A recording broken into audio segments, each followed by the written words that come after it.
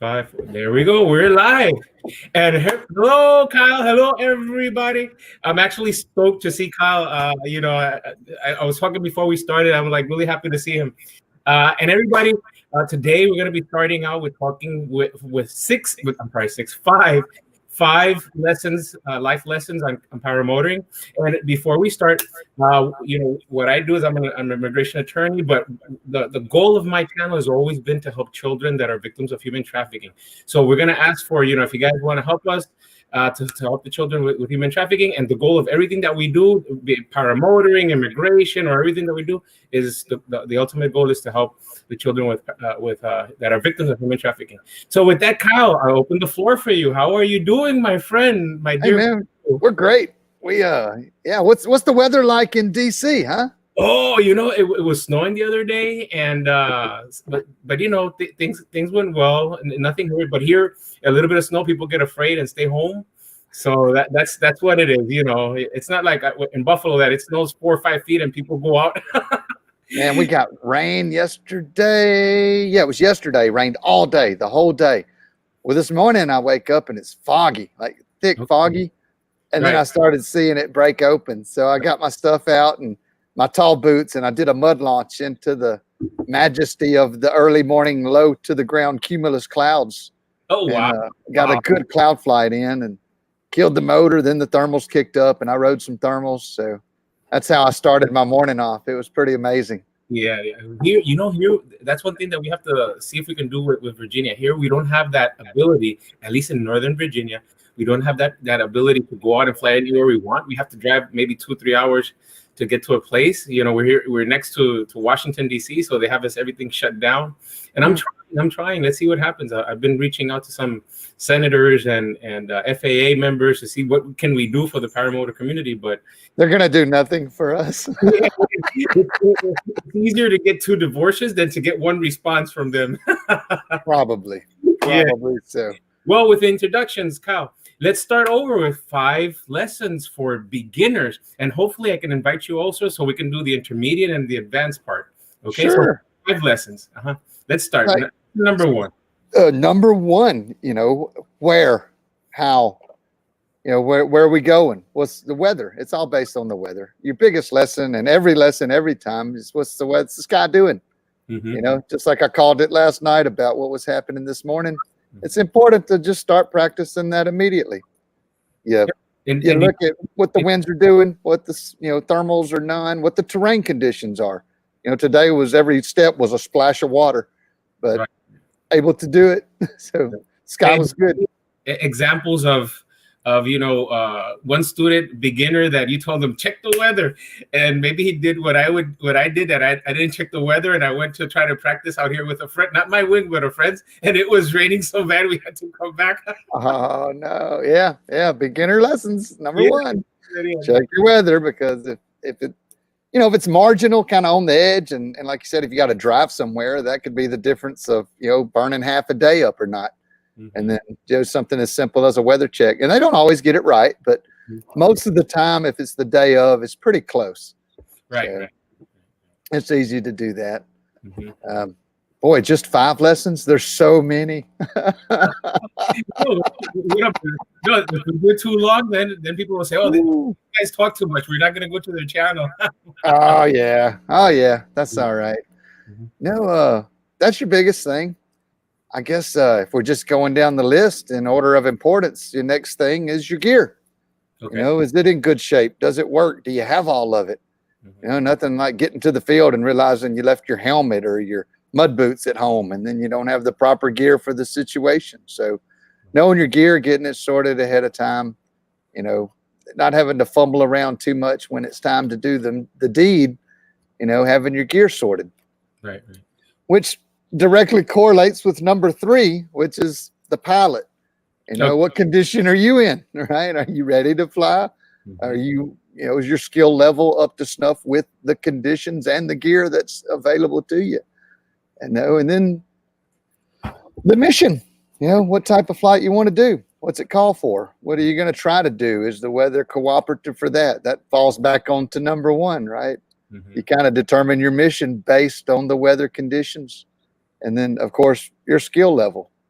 But human pilot physiology, that's a big part of the puzzle right there. Is, are you tired? Are you, whatever shape you're in, is something bothering you that you can't focus on the flying? Although the flying is kind of like medicine. It kind of, if something's bothering you, and well, for me personally, and I go flying, I focus on the flying. It sort of puts everything else in the background. Right. And the flying takes priority, so my brain can just relax on the minimus for a bit and focus on what's important right in front of me there. Right. At least until it's over. So it's a good mental relief, a good mental exercise. Some people may do yoga or exercise or drink alcohol, a drug, I don't know, but I get high. or get low. I don't know how to say that. I get slow. Right. Break the surly bonds, the surly bonds of earth. Is that how they say it? Right. So, I don't know what a surly blonde is. I might not want one of those. I don't know what it is either, so I don't. Whatever you say, I have to go with that one because I just don't know what it is. There's a poem they make Air Force pilots memorize, and it's something about slipping one of the lines in the poem is slipping the surly bonds of earth. Oh wow! It's a High Flight. It's called High Flight. You should check it out. Okay.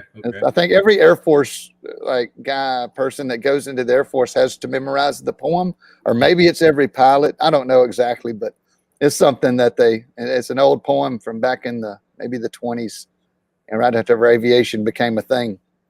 But that's one of the lines to that, I believe. Okay. Wow. Never heard of that.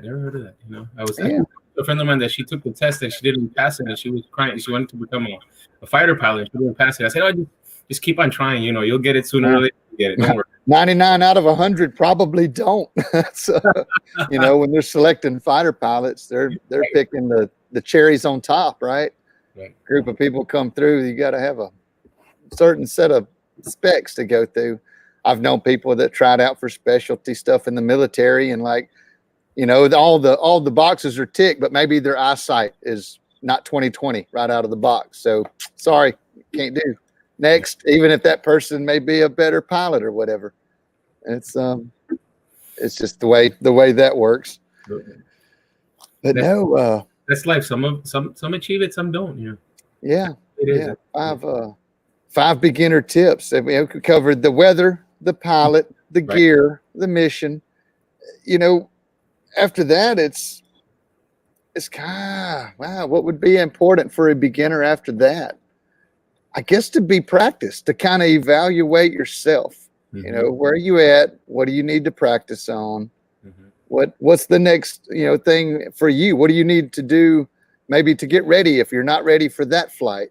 Maybe there's something that it's a low wind, but you haven't practiced low wind, or it's high wind and you've not practiced that. So if something that takes you outside of that box, maybe that's something you want to practice on. You want to be well-rounded. You want all your fundamentals to be nice and sharp, and maybe not even sharp, but at least to be, on a basic level, what a basic proficiency level. Right. And then you can go from there and start honing the edges, the rough edges down to that's a fine instrument. Mm-hmm. For sure. Yeah. What's the last one on your side? And now I'll give you my experiences when I took my classes with you. Okay. The fifth beginner tip to paramotoring: get an instructor. Right. That's, some people get by without it. Some people don't. Some people don't read the book. Some people do. But if you utilize every resource available to you as a beginner, then you're going to be doing yourself justice. You'll make it worthwhile. Hiring an instructor is just like purchasing the book or buying the actual gear. That's one of the resources that you'll use to get to where you're doing this thing safely. So, and when you say book, what book would you recommend? There are many. It depends on the topic. There's books on the weather. There's books on powered paragliding. Jeff Gowen's got the PPG Bible. That's an excellent resource. I read that one a few times. There's many books on just paragliding, which is what we're doing on a basic level. Right. A lot of people look at it different. You know, they look at the motor as that's what we got. That's the most expensive part. That's what we're flying. But in actuality, it's all the wing.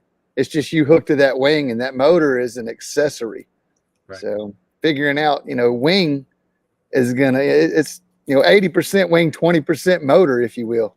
And that's one way to look at it. So if you're really good with your wing handling, and then that motor is just an addition, you know, where a lot of people kind of look at it like that's the crowning achievement of paramotoring, is to have the motor. It really is not. Is to have good wing handling skills. So yeah, and I think that's key. Actually, I think that's key, that we take the time to read. And I'm gonna actually, since you touched that point, I'm gonna go over my 5 life lessons that I learned with you when I started taking the class. So and let me give you a little briefing with the previous video that I did. So number one, I called around, and there were people that I talked to that, my God, I'm telling you, these people were, you just got to stay away like the devil of the cross. That's one of the things that I learned. But I'm just gonna say that just for just a little remembering of something that happened. That's the bad experience that happened. So people have to be very, very careful when you call around, because there are some little bad-sided apples here. Now let me start over with the overachiever. Right, the reason that I called it overachiever, because as overachievers, we are people that we are driven to do. To go far beyond, right? To go far beyond what everybody expects. Some people will sit down at home. And one of the things that I learned from you, Kyle, was you are really, really, really always, on high speed doing things. You want to get things done. You want to get things finished. You want to complete things. You want to achieve new levels. And sometimes, we as when we're training for this program, one of the things that I learned was that I thought, when I went there, I was like, this seems so easy. And it's not, It is if you do it right. Yeah, it is not. I remember getting up early in the morning, going, and I come back so sweaty, taking a shower. And I'm like, man, I can't move. I would go to bed. I remember sometimes you guys would go back to talk, and I'm like, I just can't even walk. And it got to the point where I was like, I'm just so tired of this. I'm just tired, because it's just too much. And I put to my mind, I said, you know what? But then I would look at you and I say, you know what? I if he can do it, why can't I do it? Right. And I see you get up really early in the morning and do your stuff. And I'm like sitting there, and I'm like, oh God, you can't do that. Life can't be that you feel comfortable with yourself and you finish. No, that's not the way it is. Right. So number one, I would say, don't feel comfortable with what you're doing, especially in paramotoring, right? Because, our lives are literally on this blanket, on the sheet that we're flying through the air. And we need to learn, we need to understand. And to make it short, I think that thinking that everything is not the way to do this, and you touch that. We're all tourists up there, Nelson. we're fresh off the cruise boat, man, in a new world. I remember when I saw I forgot Bree's boyfriend. I forgot her or husband. I don't remember if they're married. Forgive me. Chris. So I remember that he made, you and him would make it look so easy. So you guys, in your case, you would just stand up and it would just fly off, and Chris would just come up here and he also would fly off. And I'm like, damn, this is really easy. I can do that thing. And then all of a sudden I'm like, nope, I can't do that. I can't do that. So I was failing to accept my limitations. I think that's what I wanted to say. Number one, thinking that you know everything. And number two, failing to accept and understand my limitations, right? Everything is a process. Number two, I would say, because we're in a group of men, and then obviously when Bree came in as a female, we didn't want to look, at least me, right? I didn't want to say, oh, she can do it, and I'm not going to do that. That pride, that peer pressure, and everybody else was doing it. I'm like, no, I'm going to jump in. No. You have to go by your pace. You got to humble yourself. You can't compare yourself to whoever else for whatever reason. It's just you and the stuff and the skills, and you compare yourself to yesterday's self and not the other guy who is doing it different or has a different pace. Or may have Right. done something in their life that translated over to that. You Mhm. know, for example, Bree, she's been watching her boyfriend fly for some time now, a long time. They're engaged actually, so I know that they've been dating for a while, and that you know, obviously she's been around it, you know, since they've been together. I would think he had some experience, and they had been together a bit, so I just assumed she had been around it, had seen it, knows about it, was interested in doing it herself.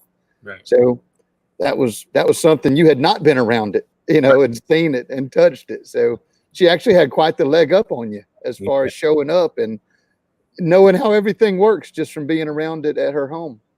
So you got to look at the things like that as well. But just being humble and not worrying about anyone else, just do what you need to do is a huge thing that anybody could use, you know, beginner, intermediate, or advanced. Right. It's just to stay humble and realize that nobody's going to know it all. Nobody's going to do it right every time, all the time.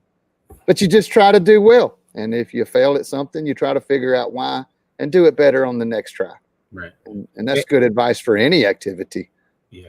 And I want to say something just before I continue. Bree and Chris are amazing human beings. You know, I really, I can't say how many reallys. I really enjoyed them a lot because they, you know, when I was struggling, they would come out and, you know, they say, yeah, keep on. You know, so, you know, that's also something really interesting of your group. Everybody in your group was highly respectful. Everybody was highly motivated. And they made a big difference, you know, big difference. I really appreciate them. If you guys are watching, hi, and I miss you guys. Okay, so let me jump up to keep on. One of the things, you know, an example, and just to finish that second point of allowing the peer pressure, and one point that you touched is, you know, not understanding terminology. Where we were talking about that you just said a word from that I don't even remember the word that you said already, but from the Air Force, and you know, we don't take that time to say, oh, I don't know. Okay, I don't know, because that could be a flaw in you. When you're actually flying, you forgot, you know, you don't understand the terminology, and then you say, I know that he said something, but now what does that mean? What do I do? You know, so make sure that you understand the terminology of the stuff. And again, that goes back to the peer pressure. Number 3 focuses also on the same scenario as the peer pressure. Failure to ask for advice. There were certain points that I felt that I didn't want to bother you because I said, oh, you know what? You explained everything, and I know he did it like 3 times, and I still don't get it. So, oh man, that's what a teacher is for, is to, you know, you throw so much at the student. Some of it's going to stick, some of it's not. Mm-hmm. And sometimes, you know, a point will fly by 3, 4, 5 times before you, oh, that, you know, I've had people leave the school flying great and then forget something and start doing it incorrectly and then come back at a later time and say, you know, I've been having trouble with this or that. And I say, well, oh, you're flaring too early, or whatever it may be. You've adjusted your harness out of whack, and now it's hard to get in the seat. Whatever the problem may be, that's again, even though you throw it at them, you help them. There's things that don't stick through any educational process. That's why you don't just study for finals once and then go take them. You got to go through it a few times to make sure all the material goes in. It's the same way with this. You know, you'll miss things sometimes a few times, and then when you get them, right, programmed, right, click. But you know, the fear, and this goes back to being humble, as you said. You have to be humble. In my case, you know, I'm an attorney, and I've dealt with senators, with ambassadors, global businesses, and depending on certain cultures, if you say, oh, I don't know, they will treat you like you're the worst of the worst. In other cultures, and let me bring up the clear example in the Korean culture, when you say I don't know, or in the Japanese culture, I don't know, for them it's a symbol of wisdom, right? Because you accept your limitations. But sometimes when we're in the normal talking and taking classes, we just don't want to feel like a fool. Oh, I know he said it, so I got to understand this. but it's better to show that you're a live fool than a dead fool. Yeah. Right? Yeah. You're there to learn. You're there to learn. I'm there to teach. We both have that job to do. If I've taught it to you and you say you understand it and you really don't, then communication is paramount as well. It's a two-way thing. It's I teach it, but then also the questions and the answers. That's a big part of the learning process. That's why you have a teacher in the first place, is to have a resource to ask, the question that maybe you've already asked it a few times, but you're still mixed up on it. That's okay. The teacher never gets mad when the student's asking them to teach. That's what we enjoy doing. Right. So, especially in your side, that let me make, now that you said that, I want to make a distinction. Chris and I forgot the gentleman's name from Cuba. I forgot his name. Eustenio. Okay. Yeah. I remember that we were talking about passion and love, and I said this is the paramotoring for me is a love, not a passion, but a love. For me, the passion is helping children, the law. And this for me is a way to let go of all the problems sometimes that I have that I see, I confront, I have in my job in life, right?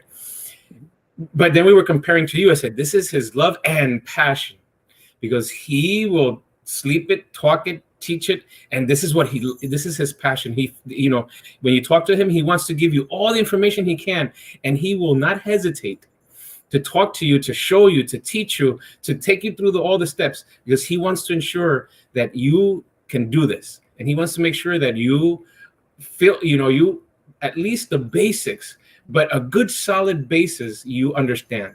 And it's a passion. You can see it. We were talking about this when I was comparing to other people that I have met before you. I said, it's not the same. It's not the same. This is his passion. He has his job, but even in his job, you can see that this is his passion, his love and his passion. So that's one thing that I wanted to say, because, in my case, as we were talking about that, I said, the love is one thing, but the passion that you have for this sport, I commend you, because again, at this day, I miss you guys so much. I want to go back. I want to even move to Louisiana so I can stay near, so I can just train and learn, because I always remember one thing that I did wrong in law school, and I'm going to share this quick story. I had the blessing of having one of the best law school professors. She was named in the Supreme Court law court case, right? She was they put the Supreme Court justice named her in one of the cases, and since I was really, really, really good at contracts, I only went a couple of times to the class because all I needed was to clarify certain points. But what I missed out was learning from her vast experience. You see, and that's why this time around I said, I'm not going to commit that same error. If I can go back and learn more and keep on learning, because you're willing to teach, I'm going to do that. I'm not going to commit that same mistake that I did in law school. So anyway, jumping forward, patience. I had to learn patience. I always remember that's a good one. That was one of the last things I learned. Yeah. There was a priest that once told me, never ask God for patience, because you have to go through a lot of things to learn patience. And that's what I learned. Actually, I learned that I thought that I was going to go there, and the next day, bingo, I was up in the air. No, it doesn't work that way. You got to take it calm, right? Again, it goes all the way back to the first ones. Understand who I am, what are my limitations, even the age, right? You have to make sure that you don't due to your age. You don't want to make sure that you do something that you can't do that I used to do before. So there's many things that go into that. And there's also a Buddhist saying, I'm trying to remember it. It says, for a patient person, everything happens in an instant. For a patient person, everything happens in an instant. So if you have patience, yeah, it'll come, as you said. At one time or the other, it'll click.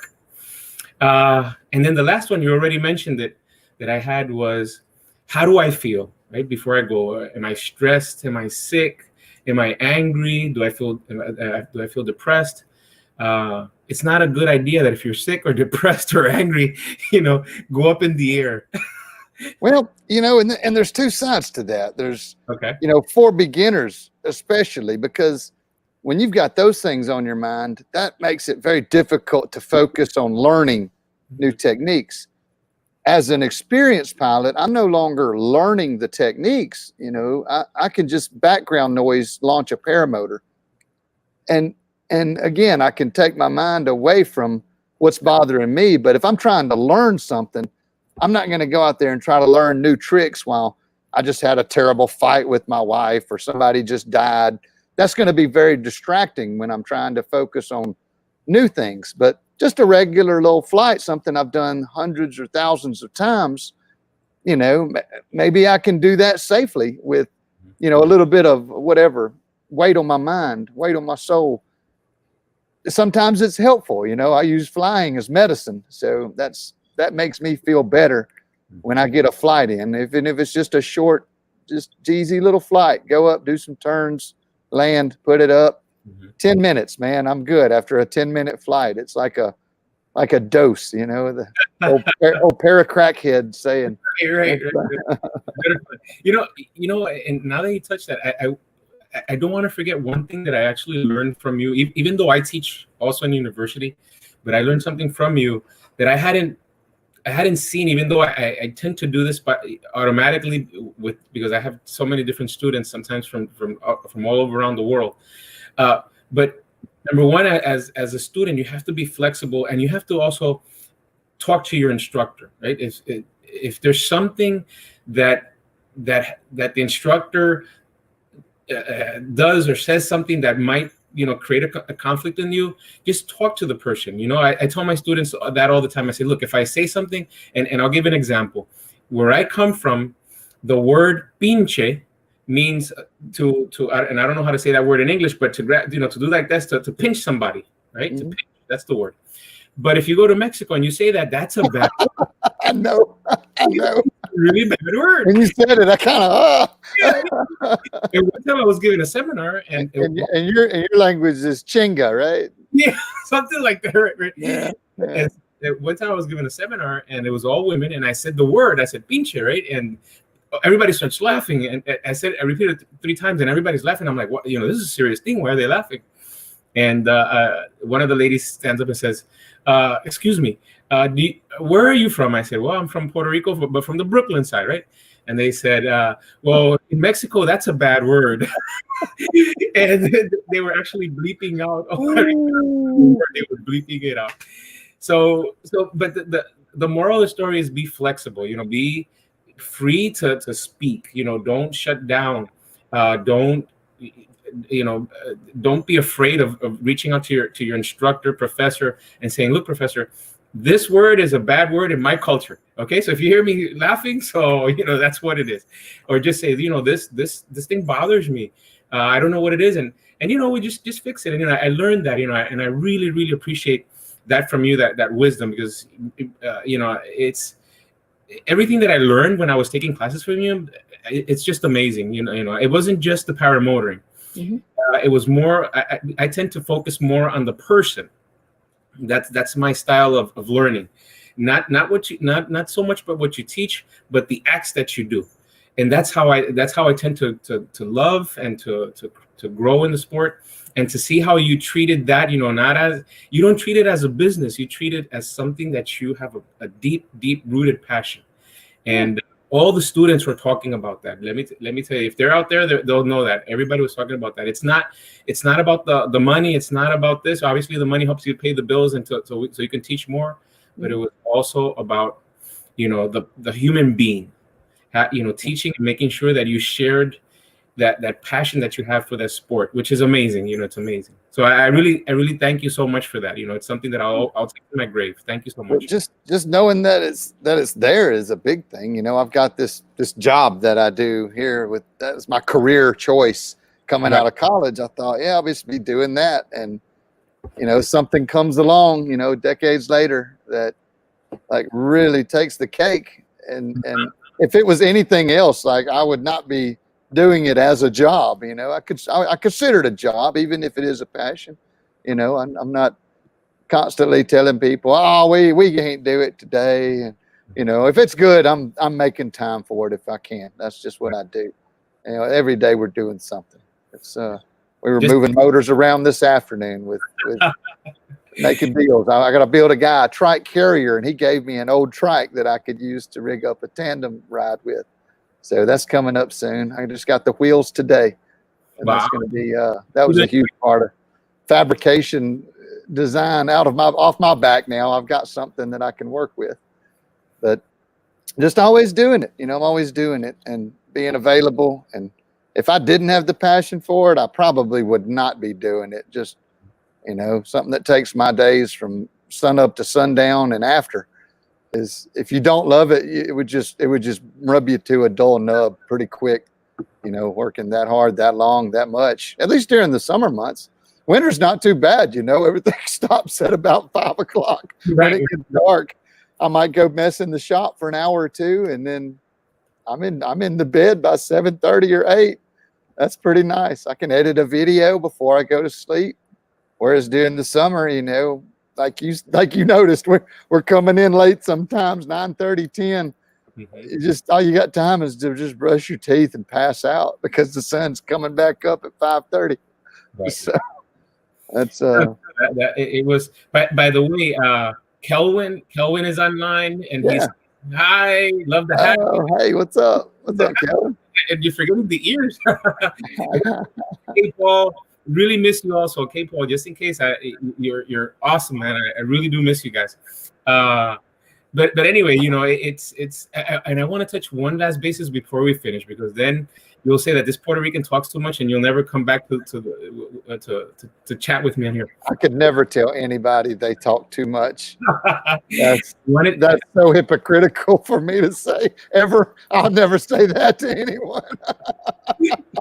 I wanted to say thank you to your family, because obviously your wife, your children made everything. I come from a big city, and all of a sudden I go to a small city, and it's the social impact, right? You get there and you're like, wow, this is really small compared to the big city.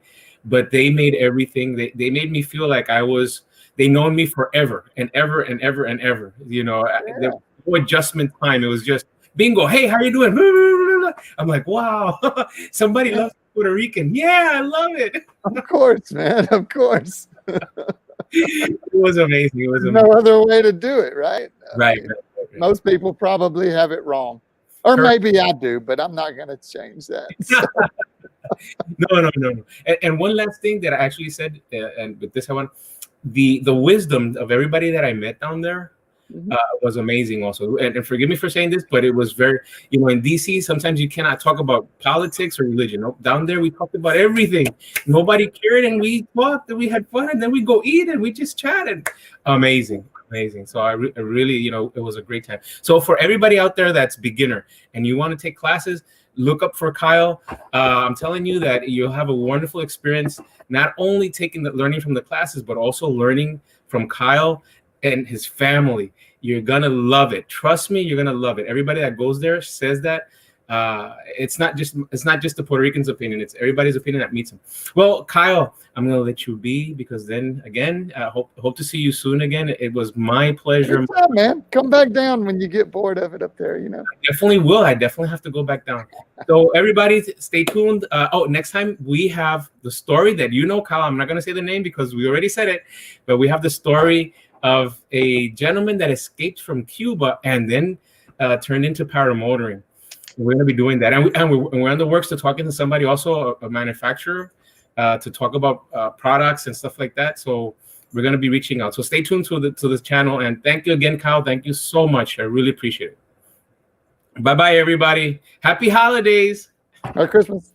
Merry Christmas. Oh yeah.